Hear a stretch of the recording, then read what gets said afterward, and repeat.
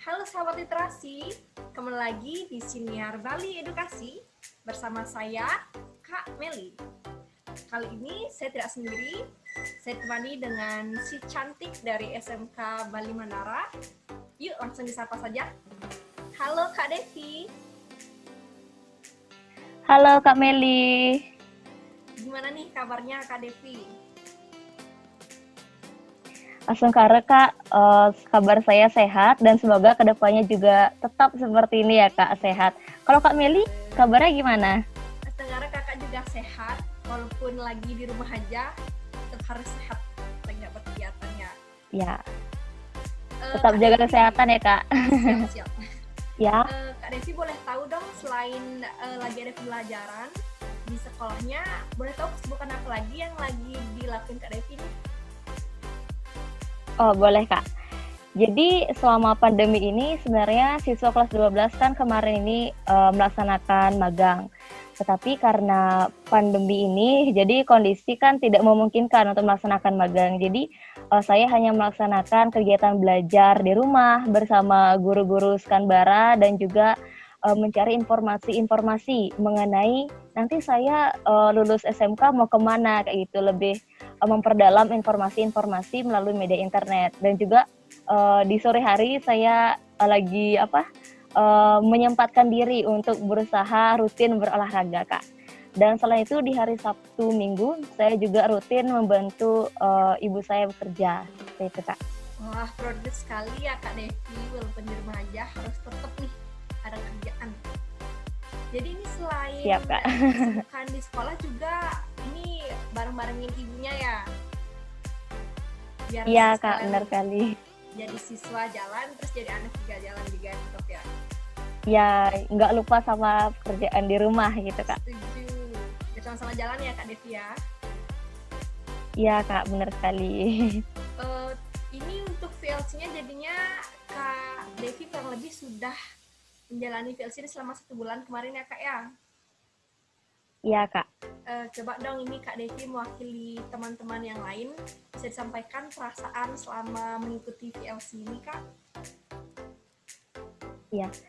Jadi perasaan saya ketika mengikuti VLC tentunya sangat senang Kak ya. Kenapa?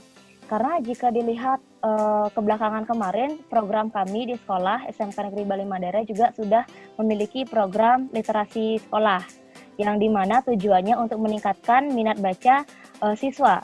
Dan sekarang saya juga sangat bersyukur sekali, karena dengan adanya kegiatan VLC ini, walaupun di masa pandemi, tetap berjalan dengan lancar. Nah selain itu saya lihat juga ada nilai-nilai plusnya nih Kak, karena dari kakak-kakak Balai Edukasi yang bekerja sama dengan sekolah kami SMK Negeri Bali Mandara, saya lihat ada variasi baru dalam proses literasi ini.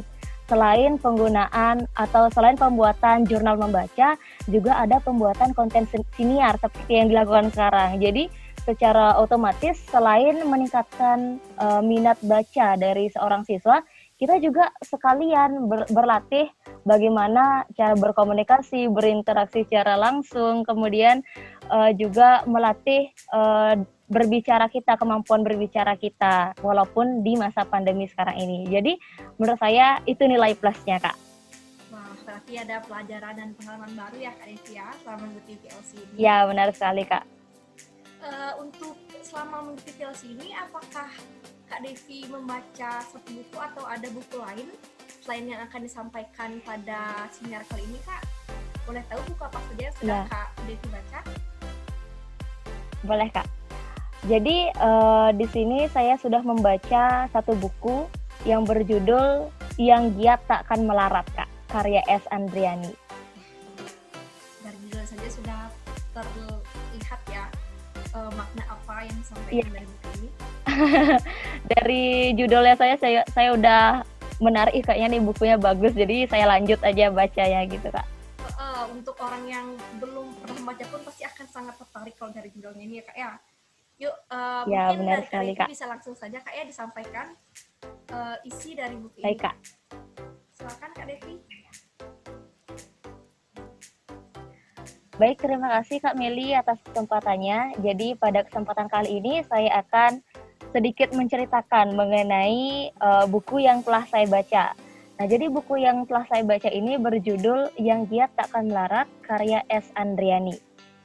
Nah, langsung saja Kak. Jadi buku ini menceritakan tentang kisah perjuangan seorang siswa sekolah dasar yang masih duduk di kelas 6 SD yang ingin melanjutkan sekolahnya ke jenjang SMP. Tetapi ia terkendala dari segi biaya dan melihat dari kondisi ekonomi keluarganya yang tidak memungkinkan. Jadi secara mau tidak mau dia harus lebih berusaha lagi untuk bisa mewujudkan keinginannya tersebut untuk bisa melanjutkan ke jenjang SMP. Nah, jadi siswa ini merupakan salah satu siswa yang rajin di sekolahnya, yang rajin, yang jujur, tekun. Jadi dia menjadi salah satu siswa sorotan di sekolahnya, bahkan di kalangan masyarakat. Dia sudah dikenal dengan sikapnya yang tekun, yang jujur seperti Kak. Dan dengan ketekunannya membaca, akhirnya dia mendapatkan solusi dari permasalahannya yang ingin melanjutkan pendidikan ke jenjang yang selanjutnya Kak. Nah, jadi dia mendapatkan, setelah dia membaca banyak-banyak buku, dia mendapatkan informasi dari buku mengenai resep-resep pembuatan jamu tradisional Kak. Nah, di sanalah dia berpikir, oh tetangga saya kan ada yang jualan jamu, kenapa saya nggak coba kerja di sana, minta pekerjaan di sana kayak gitu. Dan karena dia sudah dikenal sebagai pribadi yang jujur, maka si tetangga yang pengusaha jamu ini dia nggak segan-segan lagi untuk menerima si anak itu, dia bisa langsung kerja di sana. Nah, kemudian setelah kurang lebih 9 bulan kerja di sana, akhirnya dia mendapatkan ilmu-ilmu baru dari bapak tetangganya itu yang sebagai pengusaha jamu itu.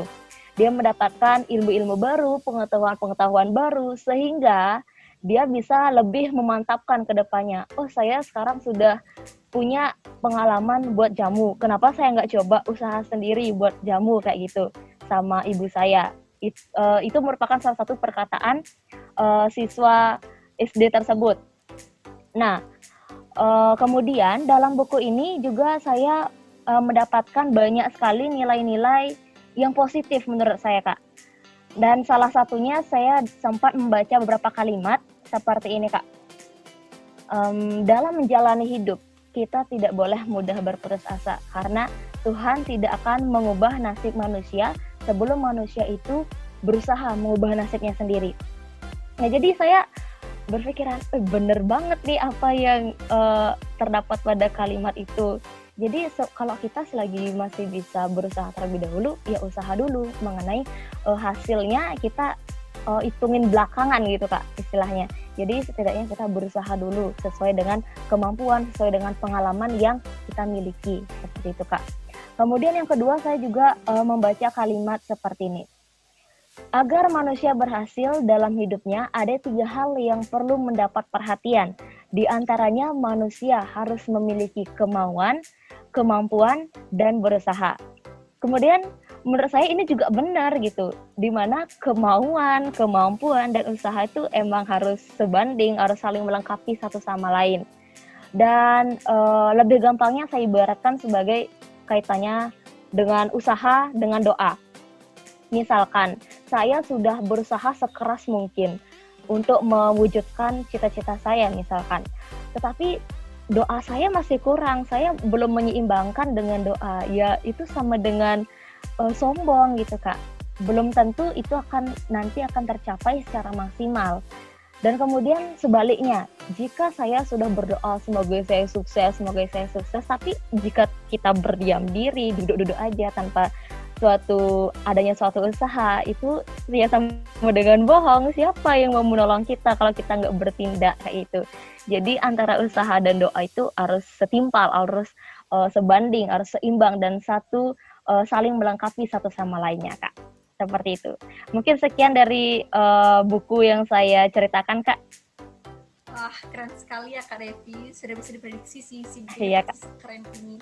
Dari judul saja sudah bisa disampaikan dengan baik sekali oleh Kak Devi.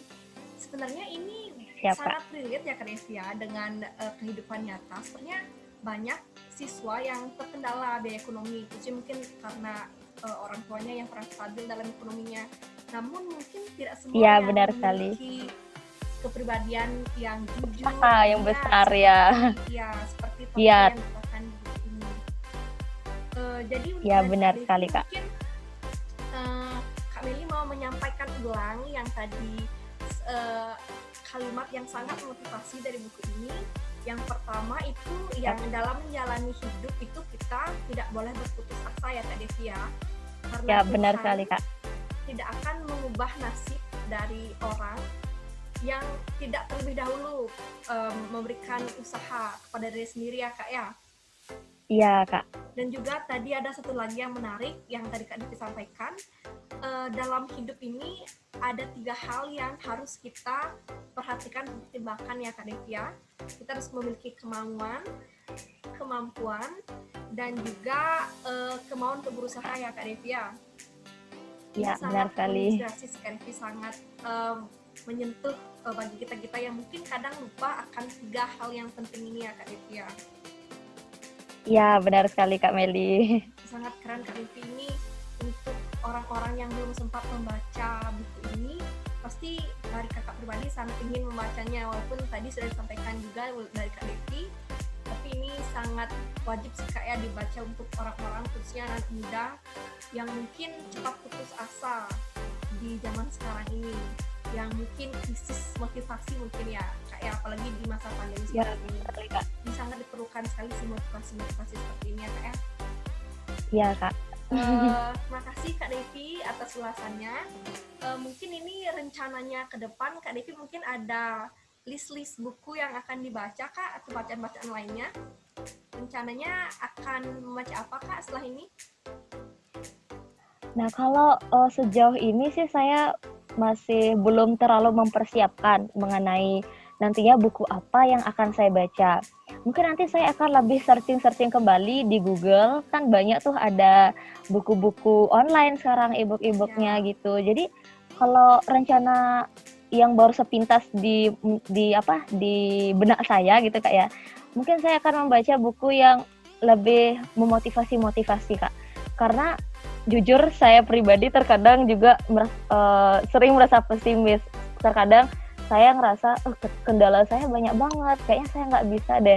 Jadi kayaknya saya lebih banyak perlu pencerahan gitu Kak. Mungkin nanti akan saya searching lagi mengenai buku yang mengandung motivasi. Buku motivasional ya Kak Devi ya. Ini ya, selain memotivasi diri sendiri, ya benar. Selain dapat memotivasi diri sendiri, mungkin nanti saya bisa share lagi kan ke teman-teman. Ya, jadi dapat motivasi teman-teman juga gitu. Benar sekali Kak Devi, karena kita bersama, ilmu itu tidak akan ada artinya jika tidak dibagi ya Kak Devi ya. Ya benar Kak, benar sekali. Jadi nggak ada gunanya pelit ilmu Kak. Benar. Setuju Kak Devi. Terus ya. Kak Devi ini boleh tahu dong Kak Devi harapan dari Kak Devi untuk sahabat literasi di rumah mungkin, dan untuk generasi muda seperti kita ini Kak Devi, mungkin ada harapan dari Kak Devi bisa disampaikan? Jadi pesan saya untuk sahabat literasi di rumah selama pandemi ini, semoga tetap sehat selalu, dijaga kesehatannya, kemudian jangan mudah putus asa, berusahalah selagi kita bisa, karena yakinlah bahwa masalah yang menimpa kita tuh nggak mungkin kita nggak bisa menyelesaikannya. Walaupun itu terasa berat, tapi secara perlahan jika kita ikuti saja alurnya dengan usaha semampu kita, Asungkare akan berjalan dengan lancar.